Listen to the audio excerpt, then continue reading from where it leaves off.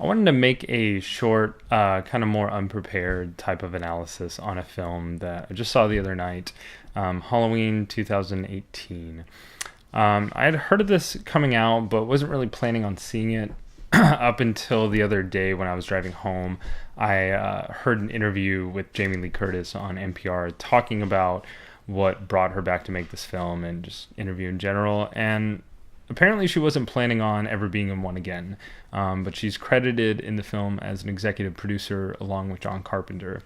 Curtis says, "In this movie, 40 years later, we find what really happens when someone suffers a trauma when they're 17 years old and don't get any help."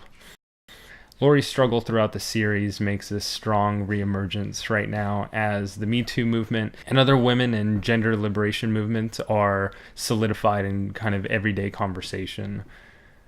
I'm going to be giving this analysis as though you've already seen the film, so if you haven't and don't want any spoilers, then you can turn this off now. We find Laurie affected by her trauma through a paranoia that never really goes away.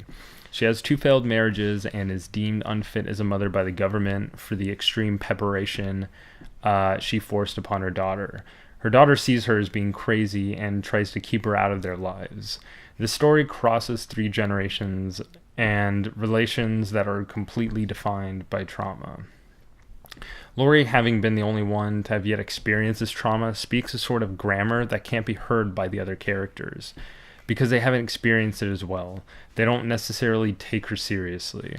They tolerate and they're patient with her, but they don't show the same sense of urgency, or they don't have like the edge that Laurie is blatantly defined by.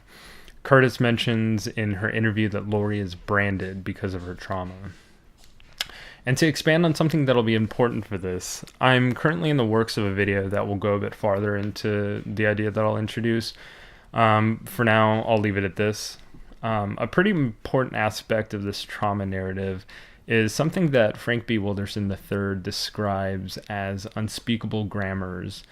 These grammars are essentially in how we understand something, and these grammars make up unspeakable truths in relation to seeing and interpreting the world. Grammar of suffering, for instance, would just be in how one understands a specific trauma. This trauma, though, isn't the same as any other and thus cannot always be relatable or be made understandable. And if it becomes a subject of doubt, its importance is denied recognition, and this makes it remain unspoken. This is important because the first scenes to establish this movie take place in a large and somewhat surreal kind of prison yard landscape.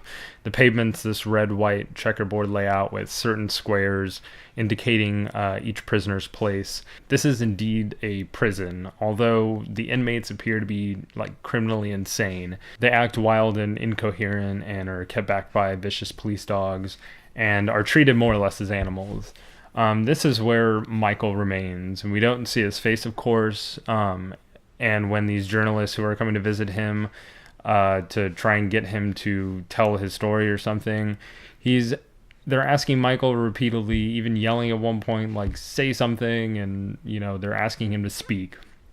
Of course, being this entity, Michael is this arbiter of trauma. He is asked quite literally multiple times in the film to speak. Although we know that Michael is unable to speak, and he never has, emphasizing this kind of like lack of surprise I think all of us had when he doesn't respond like at all. He seemingly doesn't have any emotional stake. He acts purely by will of nature.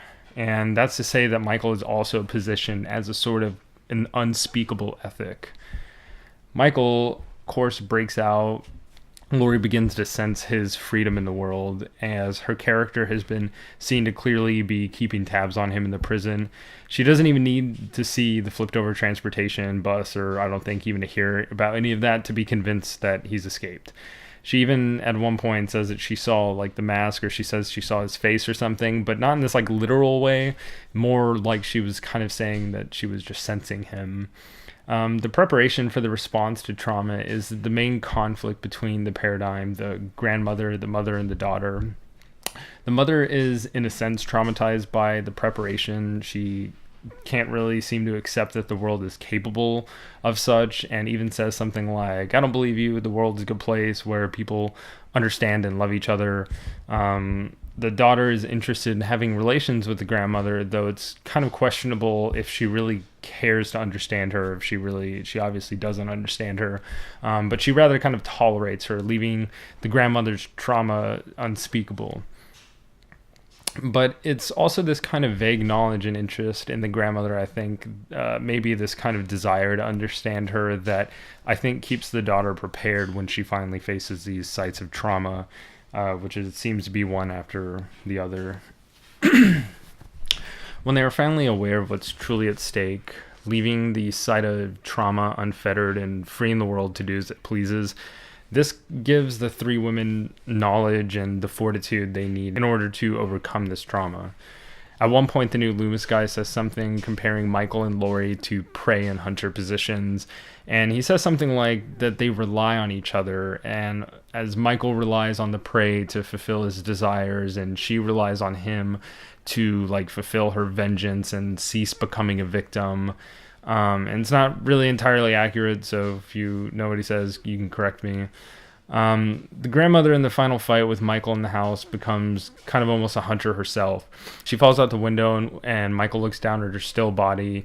Something moves in the house that catches our attention, and he looks back down to find Lori vanished from the scene. The roles in this fight have become reversed. The mother's knowledge of preparedness reignites when her and the daughter are faced with impending trauma. Michael literally breaking down their safe haven. She sees her own gun that she carved into as a child and regains this composure we're not familiar with, though we still recognize that it's very much her. She uses her own fear, crying out to her mother for help, to actually lure the site of trauma into her sights. Gotcha. And then she shoots him in the face. Michael falls into their basement safe room, which turns out to be a trap. They close off his escape, and it's revealed that the basement is really an incinerator. The three women and Michael stare at each other while he begins to burn, and they walk out of the house. Both the site of trauma and the site of preparedness go up in flames, because with one we do not need the other. The three women walk away, and that's pretty much the end of the film. I will say that I probably wouldn't have had this very specific read if it obviously weren't for the interview with Jamie Lee Curtis that I heard prior. But in any case, I think it's undeniable that the issue of trauma that the narrative presents is shown as one that can ultimately be solved, but really not understood or kind of examined. Perhaps the trauma itself may never truly die, as we of course see the flaming basement one more time without Michael standing in the middle of it. But what is overcome entirely is the vivid paranoia and the constant fear that trauma itself cements into the other character's being. I'm not entirely sure whether I think that they present the trauma as being gone, in a sense that this will never happen again, because they quite clearly leave it open. Or if the very source of trauma, the seemingly conscious, violent entity, is itself immortal, in that we can never really get rid of it. This would then position sources of trauma farther veiled in this sense that their core can never really be examined, that they can never really speak for themselves, because as we can see in the prison, the criminally insane have no capability of even understanding any difference. And what is the position then if sources of trauma are seen as inevitable phenomenon rather than the result of a structural power relation, such as victims faced by sexual abuse, domestic abuse, racism, sexism, etc.?